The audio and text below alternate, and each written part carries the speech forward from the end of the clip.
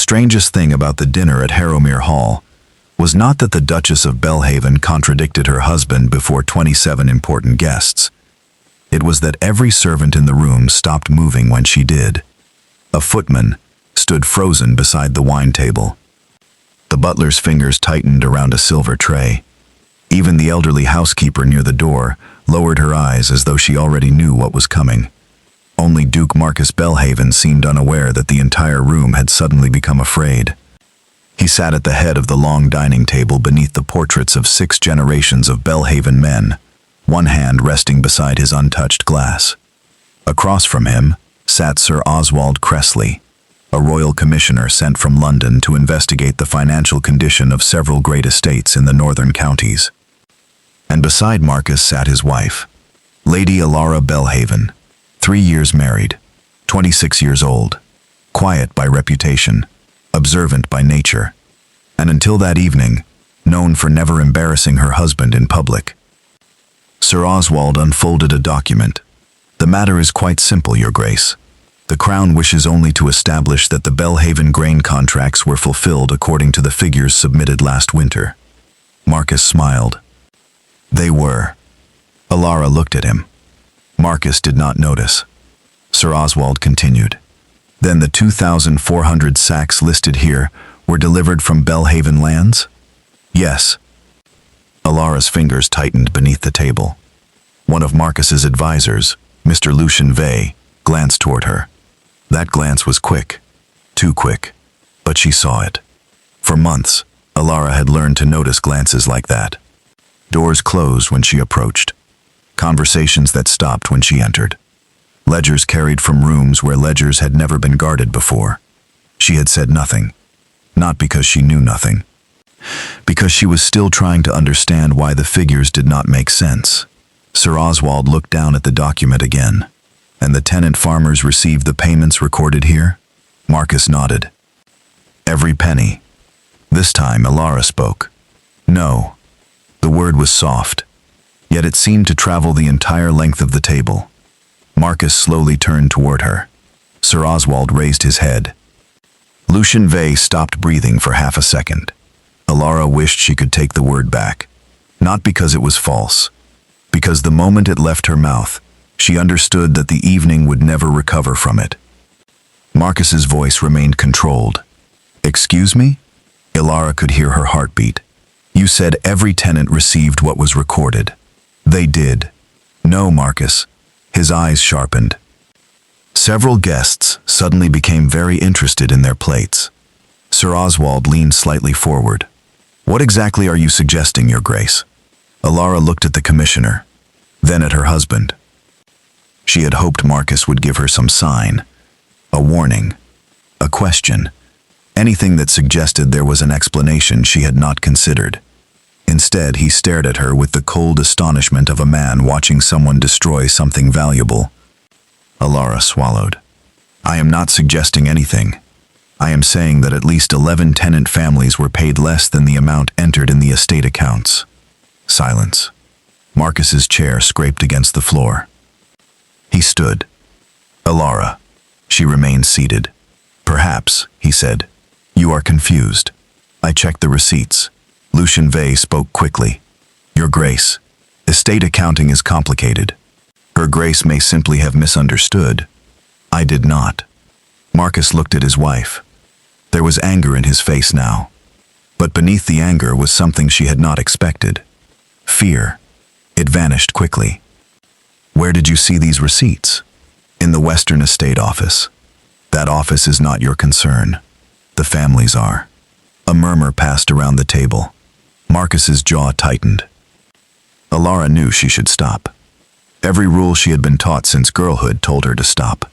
A wife did not contradict her husband before guests. A duchess did not accuse her husband's estate officers of dishonesty.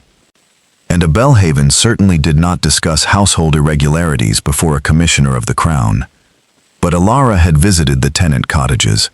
She had seen a widow named Mrs. Pell, counting coins twice, because she did not have enough to pay the miller.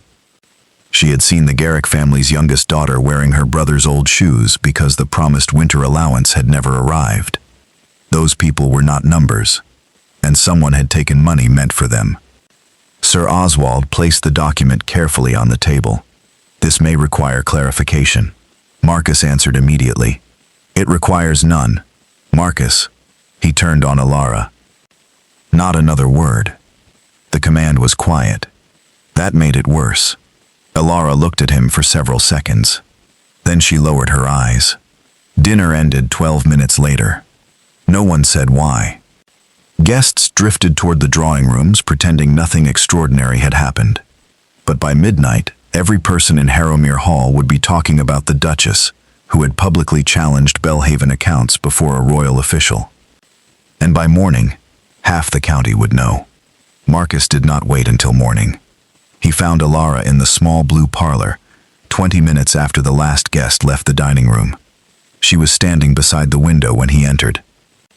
He closed the door. Not slammed. Closed. Marcus Belhaven was most dangerous when he became quiet. "What possessed you?" Alara turned. "I told the truth." "You humiliated me." "I answered a question addressed to me, and your answer was false." His face changed. "Alara, I am not calling you dishonest. You did exactly that before a representative of the crown. I believe someone has altered the estate books." Marcus stared at her. "Based on what?" "I told you. The receipts. 11 receipts. 17 now." That stopped him. Alara continued carefully. "I started comparing them 6 weeks ago." Marcus looked as though she had struck the table between them. "You have been investigating my estate?" "Our estate. Do not play with words." "I am not playing." She crossed toward the writing desk and opened a drawer. Inside was a small leather notebook. Marcus watched her remove it. Alara opened several pages. Mrs. Pell was meant to receive £36. She received 21. The Garricks were recorded as receiving 42. They received 29. Mr. Renshaw's lease remission appears in the main ledger, but he has never seen it. Marcus did not take the notebook. Instead, he looked toward the door. Who else knows about this? That question disturbed her more than his anger. Why does that matter? Who? The tenants know what they received. The clerks know what they wrote, and I spoke to Mr. Gage in the accounting room. Marcus shut his eyes. Only briefly, but Alara saw it. "Marcus, what is happening?" He opened his eyes. "You should never have involved yourself." "Why?" "Because you do not understand what is at stake." "Then explain it." "I cannot."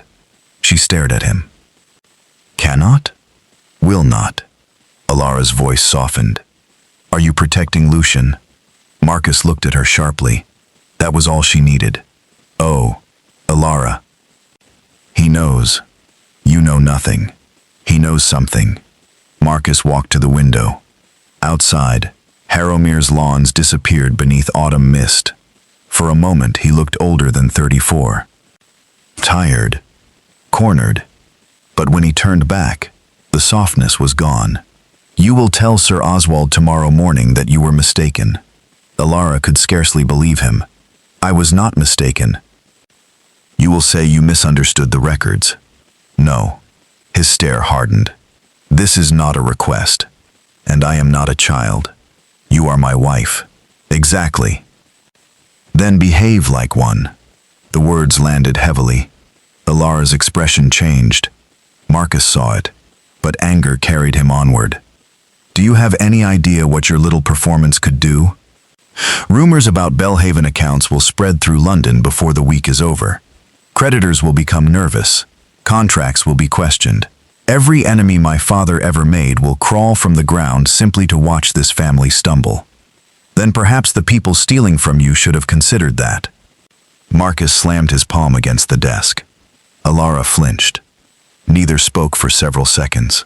He immediately removed his hand. His voice dropped. "You think the world rewards truth simply because it is true?" "No." "Then what do you think?" "I think lies become more expensive the longer respectable people protect them." Marcus laughed once. There was no humor in it. "You sound exactly like your father." Alara went still. Her father, a country judge, had died 2 years earlier, after spending most of his life angering powerful men by refusing to alter his decisions for them. Marcus had once said he admired him. Apparently not tonight. "You married me knowing whose daughter I was." Marcus turned away. "That may have been my mistake." Alara's face lost its color. He realized what he had said, but pride arrived before apology. She whispered, "Your mistake?" Marcus faced her again. "You were never suited to this life. You asked me into it, and perhaps I was wrong." Her eyes remained fixed on him. Marcus could have stopped. One sentence would have stopped everything. He could have told her he was angry. He could have admitted he was frightened. He could have asked for one night to explain. Instead, he said the words she would remember years later with perfect clarity. "You're a mistake, Alara." Silence filled the parlor. Not dramatic silence. Not the kind that demands shouting afterward. Something quieter. Something final. Alara slowly closed the leather notebook. Marcus breathed out. "Alara, She placed the notebook on the desk. "Tomorrow morning," she said, "I will speak with Sir Oswald." Marcus frowned. "And you will correct what you said?" "No." His eyes narrowed. "I will tell him exactly what I know, and nothing I cannot prove. You would choose this over your own husband?" Alara looked at him strangely. "That is the tragedy, Marcus. You believe those are the choices." She walked past him. At the door, she stopped. "I never wanted to stand against you." Marcus said nothing. "I was trying to stand beside the part of you I thought was still worth defending." Then she left. Marcus remained in the parlor long after midnight. By sunrise, he had convinced himself she would reconsider. She did not. At 9 the next morning, Alara met Sir Oswald in the library. At 10, the commissioner requested Belhaven's complete tenant ledgers. At 11, Lucian Vey disappeared from Harrowmere Hall.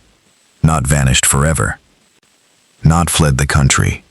He simply left without announcing where he was going. And by noon, Marcus finally understood that his wife had uncovered something much larger than unpaid tenants. 3 contracts were missing. 2 signatures had been copied, and 1 document carried Marcus Belhaven's name beneath an agreement he had never seen. That should have made him run to Alara. Instead, pride made him do something else. He ordered the servants to prepare her carriage. Alara heard the news from her maid. She did not cry.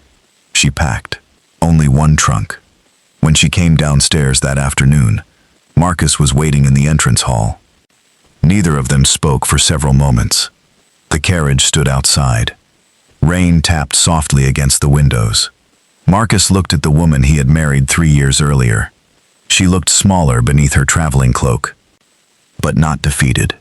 "You may stay with your aunt in Rosewick until this business is settled," he said. Alara almost smiled. "My aunt has been dead 6 months." Marcus stared at her. He had forgotten. Something flickered across his face. Shame, perhaps. Alara continued. "I will stay at my father's old house. That place is nearly abandoned. It has a roof. I can arrange something better." "No." His expression hardened again, because anger was easier than regret. "You have made your choice." Alara looked directly at him. "No, Marcus. You made it for both of us last night." She walked toward the door, then stopped. Without turning, she said, "There is something else you should know." Marcus waited. Alara held the small leather notebook against her chest. Lucian was not stealing only from the tenants. Marcus's face tightened. "What do you mean?" She finally turned. "The missing money is being moved somewhere." "Where?" "I don't know yet." "Then give me the notebook." "No. Alara, if I give this to you now, you will hand it to the same men who told you nothing was wrong. That is absurd." "Is it?" Marcus stepped toward her. "You cannot investigate Belhaven affairs from some forgotten house in Rosewick." Alara studied him. Then she said something he would not understand until years later. "I am not investigating Belhaven affairs anymore." "What are you investigating?" She looked toward the portraits lining the entrance hall. Generations of dukes. Generations of reputation. A family name Marcus believed belonged to him alone. The reason someone wants your name attached to money that never reached you. Marcus frowned. Before he could question her again, Alara stepped outside. The carriage door closed. Marcus stood beneath the portico as it rolled down the long drive. He believed she was leaving angry. He believed she would spend several weeks proving a point and eventually return. He believed the scandal would pass. He was wrong about all three. Because inside that carriage, beneath Alara's folded traveling cloak, lay not 17 suspicious receipts, but 43. And among them was a single payment order, bearing the seal of a man who had been dead for 9 years, Marcus Belhaven's father. Alara stared at that seal for most of the journey. If it was genuine, someone had been moving Belhaven money long before Marcus became duke. If it was false, someone had gone to extraordinary lengths to make the corruption appear inherited. Either possibility could destroy his name. And despite everything Marcus had said to her, Alara made a decision before her carriage reached the end of Belhaven land. She would discover the truth. Not because Marcus deserved her loyalty, but because if she was right, someone was preparing to ruin a man who did not yet realize the trap had already closed around him. And the cruelest part was this. The only person trying to save him was the wife he had just sent away. For the first 3 months after Alara left Harrowmere Hall, Marcus received no letter from her. Not one. At first, he told himself this was what he wanted. Silence meant no arguments, no accusations. No wife wandering through estate offices asking uncomfortable questions. No quiet voice telling him that people he trusted might be deceiving him. Yet by the 4th month, Marcus began listening whenever a carriage stopped outside. By the 5th, he had started asking the butler whether any personal correspondence had arrived. By the 6th, he stopped asking. Not because he no longer cared, because the answer had become humiliating. Nothing from the Duchess. Meanwhile, Belhaven began to collapse. Not visibly. That would have been easier. The roof still stood. The servants still polished silver. The great dinners still happened. Marcus still appeared at county meetings wearing the same calm expression his father had taught him. But beneath that polished surface, something was rotting. Sir Oswald's inquiry had expanded. The 17 underpaid tenants became 31. Then 56. Payments supposedly authorized by Marcus appeared in accounts he had never examined. A London banking house produced documents claiming Belhaven had guaranteed 3 private loans. Marcus denied signing them. The bankers produced his seal. Marcus denied approving the seal. They produced witnesses. Every answer created another question. And the one man who might have explained everything, Lucien Vey, remained conveniently absent. Marcus sent men to find him. They returned with rumors. Lucien had been seen in Bath, then Dover, then nowhere. One December morning, Marcus entered his father's old study and found Sir Oswald waiting. The commissioner no longer behaved like a guest. He had become an investigator. There were papers spread across the desk. Marcus remained standing. What now? Sir Oswald slid a document forward. Do you recognize this? Marcus glanced at it. A grain contract. Look at the date. Marcus did. His expression changed. The agreement had been made 11 years earlier. His father had still been alive. Marcus had been 23. Sir Oswald said, "The signatures appear to establish a financial arrangement between Belhaven and a merchant consortium in London. My father never mentioned this. Perhaps he did not wish to." Marcus looked up. Careful. Sir Oswald did not flinch. There is more. There was always more. Marcus had come to hate those words. Sir Oswald produced another page. This contract was renewed after your father's death. Marcus read it. His own name appeared at the bottom. He stared for several seconds. I did not sign this. The signature is considered authentic. It is not. The witnesses say otherwise. Which witnesses? Sir Oswald hesitated. Marcus noticed. Which witnesses? Mr. Vey was one. Marcus laughed bitterly. A man nobody can find.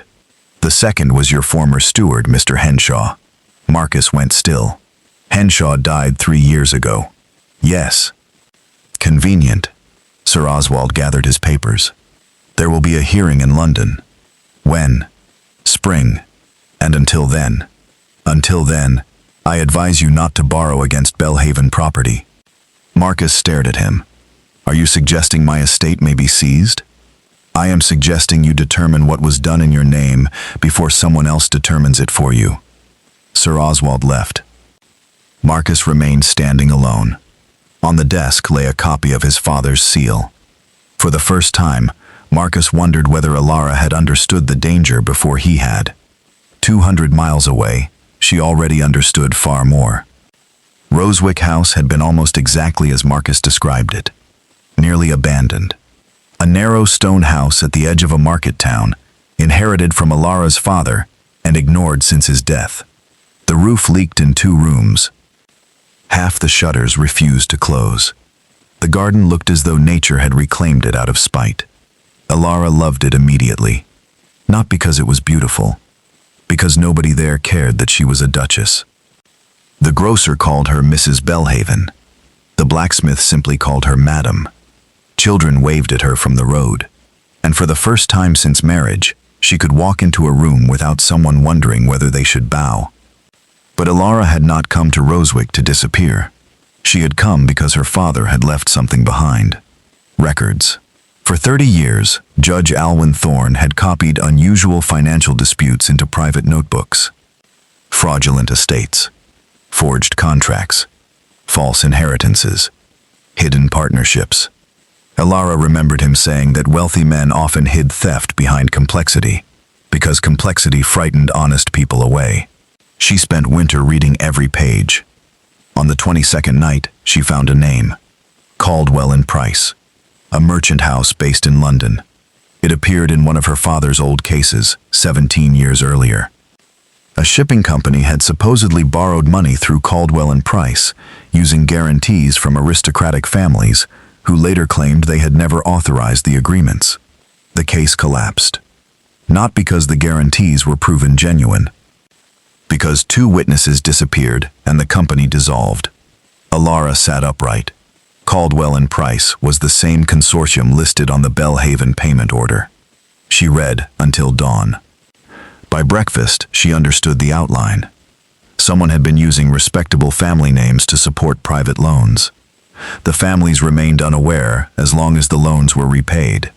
If money moved successfully, nobody asked questions. But if the arrangement failed, the aristocratic guarantor could suddenly find himself responsible for enormous debts he never knew existed. Belhaven had not merely been robbed. Belhaven had been used. Alara closed the notebook. Then she asked herself the question that changed the entire investigation. Why? Why choose Marcus's family? Why his father first? Why continue after his death? And why underpay tenants for relatively small amounts when much larger sums were moving elsewhere? The answer came 3 weeks later, from an old man who almost refused to speak to her. Mr. Ambrose Fenn had once worked as a junior clerk for Caldwell and Price. He now lived above a printer's shop in Canterbury. Alara found him after sending 14 letters and receiving only one useful reply.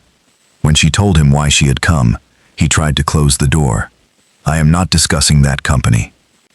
Mr. Fenn, they ruined men. That is exactly why I am here. He shook his head. No. Alara removed a document from her bag, the false payment order bearing the late Duke's seal. She held it out. Mr. Fenn looked. His face changed. Where did you get that? Belhaven records. He stared at her. Who are you? Alara Belhaven. He stepped backward. The Duchess? Yes. Mr. Fenn looked toward the stairs. Then he pulled her inside and closed the door. His room smelled of dust, ink, and old paper. He did not offer tea. Instead, he stood beside the window. You should leave this alone. I cannot. You can. My husband may lose everything. Mr. Fenn gave her a strange look. Then perhaps he should. Alara's eyes hardened. Why? Because men like him allowed companies like Caldwell and Price to exist. My husband was a child when this began.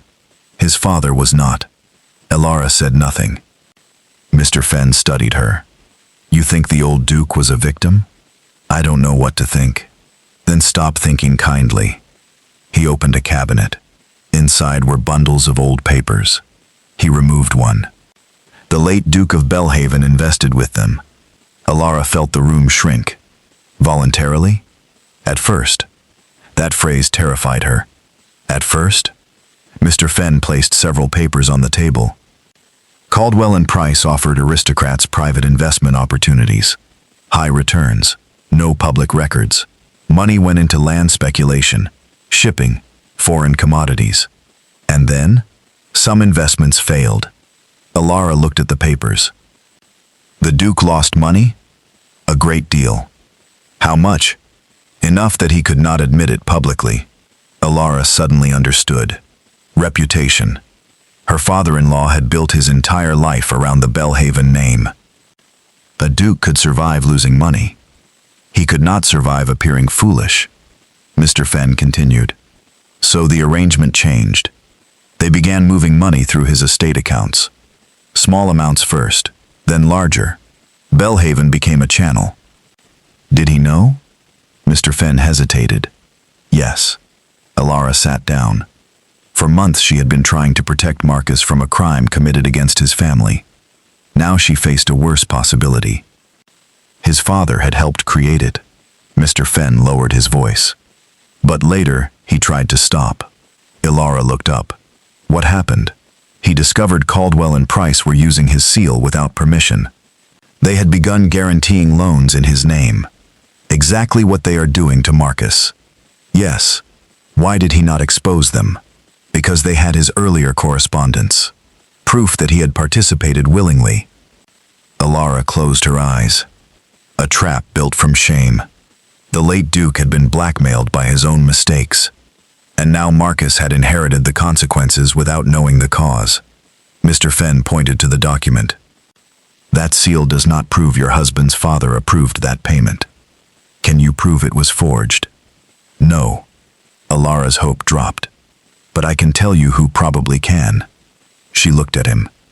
Who? The man who made the duplicate. Alara barely breathed.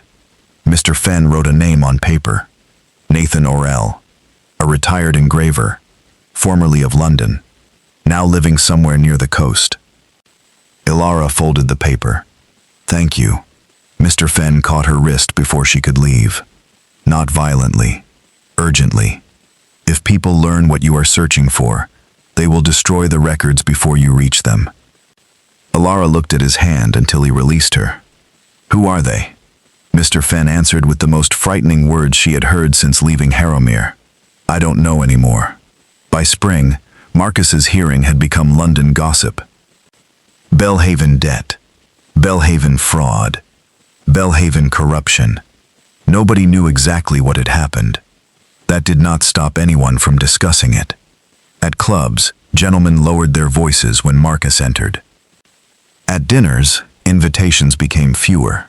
Families that once fought for a place beside the Duke of Belhaven now remembered other engagements. Marcus pretended not to notice. Then came the worst blow. Sir Oswald arrived at Harrowmere carrying a locked case. Inside were 6 letters, all supposedly written by Marcus, all authorizing financial guarantees. Marcus read the first, then the second. By the third, his hands were shaking. These are not mine. The handwriting experts disagree. They are not mine. Sir Oswald placed another document beside them, then explained this. Marcus looked down. It was a letter from Alara. His wife's handwriting. His wife's signature. Dated 9 months earlier. Addressed to Sir Oswald. Marcus read. Her Grace formally requested that investigators distinguish between transactions personally authorized by the present Duke of Belhaven and those conducted by estate officers acting under inherited financial arrangements. Marcus read the sentence again. Then another. Elara had been warning the commissioner not to assume Marcus knew about the agreements. She had written this days after he sent her away. Sir Oswald watched him. Your wife has made similar statements repeatedly. Marcus looked up slowly. Repeatedly? She has corresponded with this inquiry for months. Marcus could not speak. Sir Oswald continued. She has never defended the false accounting. Marcus's jaw tightened. She should not. No. Sir Oswald's eyes narrowed slightly. But she has defended you. Marcus stared at the letter.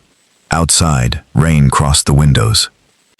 For months he had imagined Elara in Rosewick, bitterly waiting for his downfall. Instead, she had been quietly separating his name from his father's mistakes. Where is she? Sir Oswald looked surprised. I assumed you knew. I have had no word from her. That is strange. Why? Sir Oswald hesitated. She left Rosewick nearly 2 months ago. Marcus stood. For where? I don't know. Something cold moved through him. He returned to the letter. At the bottom, Elara had added one sentence. A sentence Sir Oswald probably considered unimportant. Marcus did not. I believe the truth will prove more complicated than guilt, and I ask only that judgment wait until I can establish the difference. Marcus read it 3 times. Then he noticed the date. She had written those words the morning after leaving Harrowmere. The morning after he had called her a mistake. Marcus sank slowly into his chair. For the first time, he understood what she had meant. She had never chosen the investigation over him. She had chosen the truth because it was the only thing that might save him, and he had thrown her out for it. Meanwhile, 60 miles from the southern coast, Elara stood before a weathered cottage, with Nathan Orrell's name scratched into the brass plate. She had spent 6 weeks finding him. The door opened. A thin, elderly man stared at her. Mr. Orrell? Who wants him? Elara Belhaven. His expression changed instantly. He started closing the door. Elara pushed one final sentence through the narrowing gap. I have the duplicate Belhaven seal. The door stopped. Nathan Orrell stared at her, then at the wrapped object in her hands. His face went pale. Where did you find that? In my husband's estate office. The old engraver looked down the empty road, then whispered, You should never have brought it here. Why? His eyes returned to hers. Because that is not the seal I made. Elara froze. What? I made one copy. He pointed toward the package. That is another. Elara felt a chill. How many copies are there? Nathan Orrell shook his head. I don't know. Who ordered yours? He stared at her for several seconds. Then he gave her a name. Not Lucian Vey. Not Caldwell. Not Price. A name Elara knew immediately. A name Marcus trusted. A man who had attended their wedding. A man who had sat at Harrowmere's dinner table the night she contradicted her husband. Sir Benedict Ralston. Marcus's godfather. Elara stepped backward. Suddenly, the entire shape of the conspiracy changed. This was no forgotten scheme inherited from a dead duke. Someone close to Marcus had kept it alive deliberately. And if Sir Benedict had ordered the original duplicate seal, then Lucian Vey might never have been the man directing anything. He might simply have been another piece on the board. Elara turned toward her carriage. She had to reach Marcus before the London hearing. Before Sir Benedict learned what she knew. Before the Belhaven name was destroyed publicly. But when Elara returned to the inn where she had left her belongings, the innkeeper met her at the stairs. A gentleman came asking for you. Elara stopped. What gentleman? He didn't give his name. When? An hour ago. Did you tell him where I went? The innkeeper hesitated. That hesitation answered the question. Elara hurried upstairs. The door to her room stood slightly open. She knew she had locked it. Inside, nothing appeared disturbed. Her dresses remained folded. Her traveling case sat beside the bed. Her father's notebooks were still beneath the mattress. Elara almost relaxed. Then she saw the desk. The leather notebook was gone. The notebook containing the tenant names, the copied contracts, the banking details, the trail connecting Belhaven to Caldwell and Price. Months of evidence. Gone. In its place lay a single folded sheet of paper. Alara opened it. Only 7 words were written inside. "Go home, Duchess. Your husband already lost." Alara stared at the message, then slowly turned it over. There was something on the back. A small ink mark. A crest. Not Belhaven. Sir Benedict Ralston's. And in that moment, Alara realized the person behind the fraud knew she was coming. Which meant there was only one question left. Who at Harrowmere was telling him everything she did? Alara did not return to Harrowmere. Not immediately. That was precisely what whoever had stolen her notebook expected her to do. Instead, she left the inn before sunrise, carrying only her father's old casebook, Nathan Orrell's written statement, and the threatening note bearing Sir Benedict Ralston's crest. For the first time in months, she felt afraid. Not of what might happen to her, of being too late. Because if Benedict knew she had reached the engraver, then he knew the investigation had finally reached him. And desperate men did not always run. Sometimes they destroyed the thing that could expose them. In this case, that thing was not Alara. It was evidence. The Belhaven hearing was 7 days away. 7 days before Marcus would stand before commissioners in London and answer for transactions carrying his signature.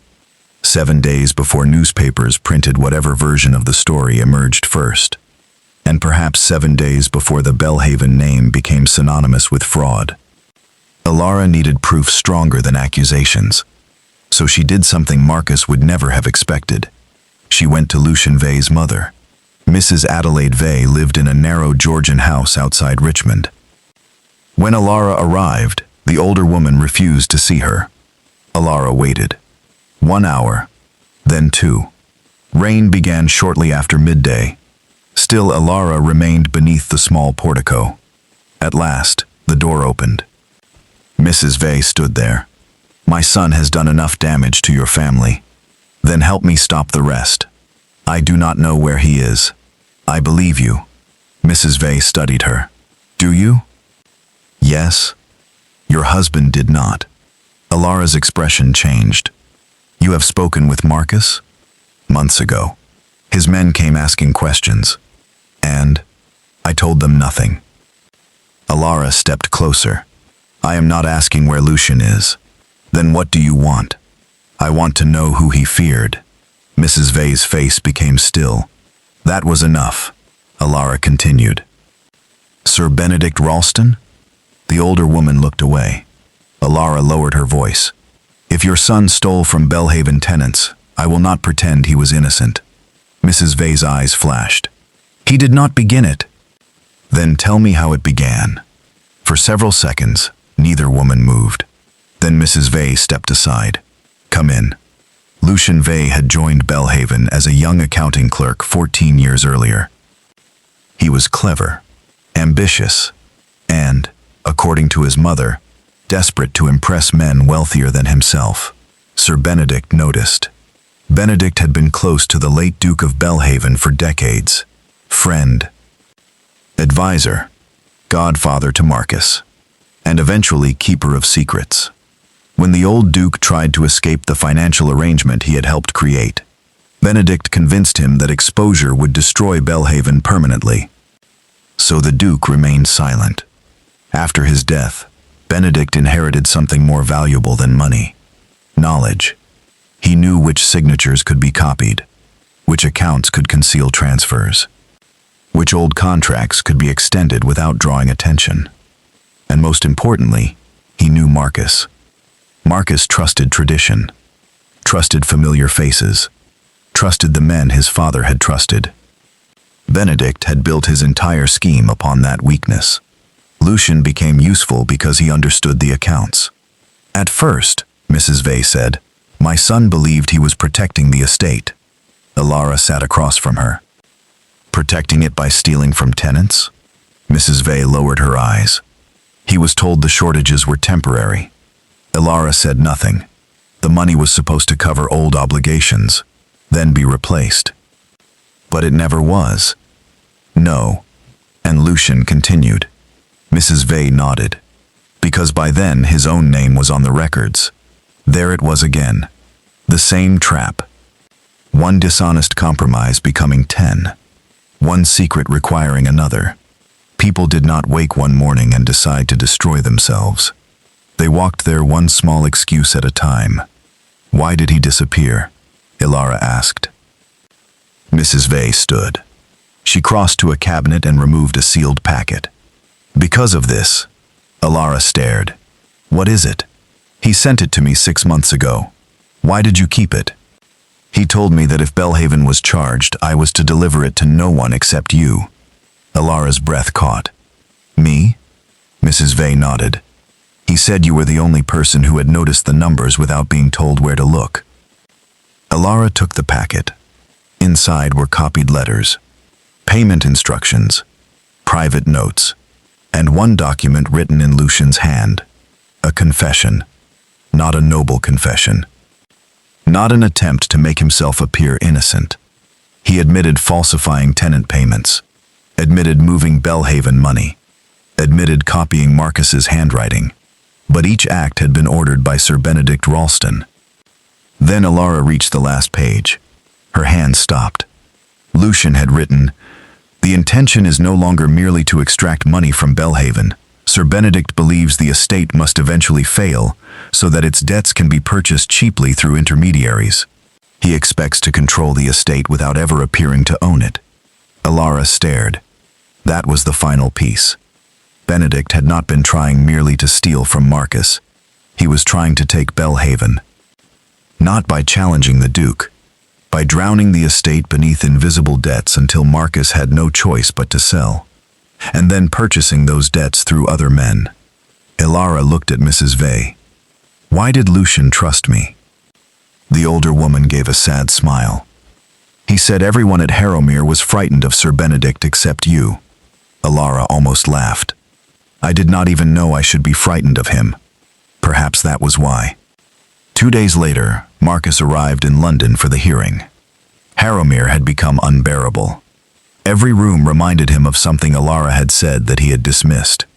The library where she first questioned a missing payment. The blue parlor where he called her a mistake. The entrance hall where he allowed her carriage to leave. He began noticing details he had ignored when she lived there. The vase she always filled with fresh branches stood empty. The eastern breakfast room was rarely used because no one else liked the morning light there. One of the gardeners still maintained the little herb bed she had planted beside the servants' cottages. The house had not changed. His experience of it had. Marcus had spent months blaming fraud, accountants, and inherited secrets for Belhaven's collapse. Eventually, he was forced to admit another truth. His marriage had not collapsed because Ilara spoke publicly. It collapsed because when the truth embarrassed him, he punished the person who spoke it. On the evening before the hearing, Sir Benedict visited him. Marcus received him in his London residence. Benedict looked exactly as he always had. Silver-haired, perfectly dressed, calm, the sort of man who made scandal seem vulgar merely by entering the same room. You look exhausted, Benedict said. Marcus poured no drink. I am. You should leave England for several months after tomorrow. Marcus looked at him. Before or after they strip Belhaven from me? Benedict sighed. No one is stripping anything. My creditors disagree. Creditors are merchants. Merchants exaggerate when frightened. Marcus studied his godfather. Months earlier, those words would have comforted him. Now they sounded rehearsed. Benedict sat. The important thing is dignity. Marcus nearly smiled. Dignity. Yes, your father understood that. Marcus remained standing. What else did my father understand? Benedict's eyes shifted slightly. It was almost nothing. But Marcus had finally learned from Ilara how to notice almost nothing. What do you mean? Did he ever discuss Caldwell and Price with you? Benedict paused. No. Strange. Why? You advised him on nearly everything. Not everything. Marcus walked to the window. Did you know they used his seal? Benedict's expression hardened. Marcus, I suggest you stop chasing rumors the night before your hearing. Marcus turned. My wife chased rumors. Benedict smiled faintly. And look what that did to your marriage. Marcus stared at him. There it was. Not proof, but cruelty, dressed as advice. Benedict stood. She embarrassed you publicly. Whatever usefulness her suspicions later proved, do not rewrite history merely because you are lonely. Marcus's voice became quiet. You never liked her. I considered her unsuitable. Because she asked questions? Because she did not understand loyalty. Marcus almost laughed. At last he understood. Benedict's definition of loyalty had always meant silence. Before Marcus could answer, the butler entered. Your Grace. Yes?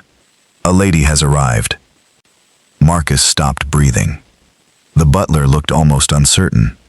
Her Grace, the Duchess of Belhaven. Benedict's face changed. Only for a second. But Marcus saw it. Fear. Elara entered the room. 10 months had passed. Marcus had imagined this moment many times. In every version he had something prepared. An apology. An explanation. A sentence capable of crossing the distance between them. Now that she actually stood before him, he could say nothing. She looked tired. Her traveling dress was plain. There were shadows beneath her eyes. But she stood exactly as she had the night she contradicted him. Calm. Benedict recovered first. Elara. Her gaze moved toward him. Sir Benedict. What an unexpected pleasure. No, Elara said. I suspect you expected me eventually. Marcus looked between them. Elara placed a leather case on the table. Benedict's eyes followed it. Marcus, she said, tomorrow, you must not deny everything. He frowned. What? If you enter that hearing claiming Belhaven had no involvement, you will lose. Benedict interrupted. You have no business advising him. Elara ignored him. Your father participated in the original arrangement. Marcus absorbed the words. Some part of him had already suspected it. Still, hearing them hurt. Elara continued. He invested privately through Caldwell and Price. When the investments failed, he allowed Belhaven accounts to be used to conceal losses. Marcus sat slowly. So he was guilty. Of some things. The distinction mattered. Elara opened the case. But not everything that came afterward. Benedict moved toward her. What exactly have you brought? Elara looked directly at him. Your mistake. For the first time, Benedict lost his composure. Marcus saw it. Elara removed Lucien Vey's confession. Nathan Orrell's statement. Copies of instructions bearing Benedict's initials. Records showing debt purchases through companies connected to Benedict's solicitors. The plan was not perfect. No conspiracy ever was. It depended on servants forgetting, clerks obeying, old men remaining ashamed, and one duchess being dismissed as troublesome. Benedict stared at the papers. This proves nothing. It proves enough for tomorrow. You think a runaway clerk's statement will destroy my reputation? No. Elara placed one final document on top. This will. Benedict looked down. It was an authorization he had personally signed years earlier to pay Nathan Orrell for engraving services. The amount matched the engraver's private records. The date matched the creation of the duplicate Belhaven seal. Benedict's face strained. Marcus stood. You did this.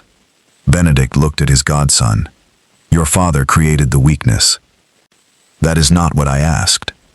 Belhaven was already compromised. You did this. I preserved it for years. By stealing from it. By controlling what your father was too weak to control. Marcus stared at the man who had attended his birthdays, advised him after his father's death, stood beside him at his wedding. Benedict's voice sharpened. You inherited a title and believed that made you capable of carrying it. Marcus said nothing. You have no idea how many disasters I prevented. Ilara spoke. And how many did you create so that he would continue needing you? Benedict turned toward her, his expression filled with contempt. You. Ilara remained still. If he had married a sensible woman, none of this would have happened. Marcus stepped between them. Benedict stopped. Marcus's voice was almost calm. No. Benedict stared at him. Marcus continued. If I had listened to the woman I married, none of this would have continued. The hearing lasted 9 hours the next day.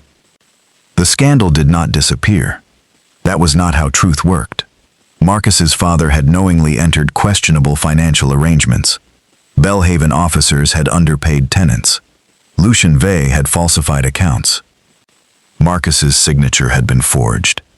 Benedict's companies had purchased Belhaven debt. Every ugly fact became public. But something else became public too. Marcus had not authorized the fraudulent guarantees. Ilara's early letters proved she had identified inconsistencies before the inquiry formally accused him. Nathan Orrell confirmed the duplicate seal. Lucien's confession connected the altered accounts to Benedict. The Belhaven name was damaged. But it survived. Sir Benedict's did not. His financial dealings were investigated. His partnerships dissolved. His influence disappeared almost as quickly as it had once seemed permanent. Lucien eventually returned and testified. He lost his position and much of what remained of his reputation, but his evidence allowed the underpaid tenant families to recover their missing money. Marcus sold 2 minor Belhaven properties to settle legitimate debts. Harrowmere remained his. But Ilara did not return. Not after the hearing. Not after Marcus asked. He found her in the corridor when it ended. Ilara. She stopped. Crowds moved around them. He had never felt so alone. You saved me. She looked at him. No. Marcus frowned. I saved the truth from being buried. You happened to be on the right side of part of it. He almost smiled. Even then, she refused to make him comfortable. I owe you everything. No, Marcus. What do I owe you then? Ilara considered the question. Nothing. That answer hurt more than anger. Ilara, I did not do this so you would owe me. Then why? She looked at him for a long time. Because once, I loved the man I believed you could be when nobody was watching. Marcus swallowed. And now? Her expression softened, but not enough to rescue him. Now I think you need to discover whether that man exists without me. She left. And this time Marcus did not stop her. 3 years passed. Then, 4. Ilara built a life in Rosewick. She turned her father's house into something unexpected. A small office where tenant farmers, widows, and tradesmen could bring contracts they did not understand and have someone explain them without charge. Soon neighboring estates began sending people too. Ilara became known not as the Duchess of Belhaven, but as Mrs. Thorne Belhaven, the woman who read the small print. Marcus heard about it. He heard about everything. He never remarried. He repaired Belhaven slowly. Every estate payment was published openly to tenants. Independent clerks checked the books. No steward served more than 5 years without review. When workers complained, Marcus listened before answering. It did not make him beloved. Ilara would have distrusted that. It made him accountable. That was harder. 7 years after the night he called his wife a mistake, Marcus opened a locked box belonging to his late father. It had been discovered during renovations at Harrowmere. Inside were old letters. Most were useless. One was addressed to Ilara. Marcus nearly stopped reading. It had been written by his father shortly before his death. Apparently, Ilara had once asked the old duke about irregular tenant accounts months before she married Marcus. The reply was brief. You are correct to question what you have seen. My son is proud, and pride makes men defend the walls around them even when those walls imprison them. If you ever become part of this family, I pray you will have the courage to tell him what I did not. Marcus sat alone for a long time. Ilara had known there were problems before their wedding. Not everything, but enough to walk away. She had married him anyway. She had spent years quietly trying to untangle something his own father had been too ashamed to confess. And Marcus had rewarded her courage by calling her a mistake. The following morning, he ordered no grand carriage, took no servants, sent no letter announcing his arrival. He rode to Roswick alone. Rain began just outside the town. By the time he reached Alara's house, his coat was soaked. He stood outside the same narrow stone building he had once described as nearly abandoned. Now flowers climbed beside the windows. People came and went through the front door carrying papers. Marcus waited until the last visitor left. Then he knocked. Alara opened the door. She was 33 now. Older. Different. Yet Marcus felt exactly as he had the first evening he saw her across a crowded assembly room. Unable to think of anything intelligent to say, her expression changed. "Marcus." He removed his hat. "I found a letter." Alara looked at the envelope in his hand. Then she understood. "Your father." "Yes." Silence. Marcus had rehearsed the speech for the entire journey. He abandoned it. "I called you a mistake." Alara said nothing. "I believed being contradicted was the same as being betrayed." Rain fell behind him. "And when you showed me the truth, I chose the people who made me comfortable instead of the person who was honest." Alara's eyes lowered briefly. Marcus continued. "You saved my name." "No." A faint trace of the old Alara returned to her expression. "You truly have become stubborn about that sentence." "I saved evidence. You saved more." She looked at him. Marcus held the letter tighter. "You gave me a chance to become someone who deserved the name after you saved it." Alara was quiet. "I am not here to ask you to come home." That surprised her. Marcus glanced past her into the house. "This is your home." Something changed in her face. Small, but real. "I came to tell you that you were right." 7 years is an impressive amount of time to prepare that sentence. He laughed. Actually laughed. It startled both of them. Then Marcus nodded. "I deserved that." Alara looked at the rain. "You should come inside before you ruin the floor by collapsing on it." Marcus blinked. "Is that an invitation?" "It is concern for the carpet." "Of course." She moved aside. Marcus stepped through the doorway. Nothing was repaired in a single afternoon. There was no sudden embrace. No convenient forgetting. Trust returned in smaller things. Tea the following week. A walk through Roswick a month later. Letters. Arguments. Apologies that did not demand forgiveness. Marcus began helping fund Alara's legal office anonymously. She discovered this within 4 months and forced him to stop being anonymous because, as she said, if you wish to do good, you may endure the inconvenience of being accountable for it. 2 years later, Alara returned to Harrowmere. Not because Marcus asked her to resume the marriage they once had, because they had finally built a different one. And in the blue parlor where he had once told her she was a mistake, Marcus eventually hung a small framed copy of the first tenant receipt Alara had questioned. Visitors assumed it was some strange piece of family history. Marcus never explained. But whenever someone praised him for restoring Belhaven's reputation, he looked across the room toward his wife, because he knew the truth.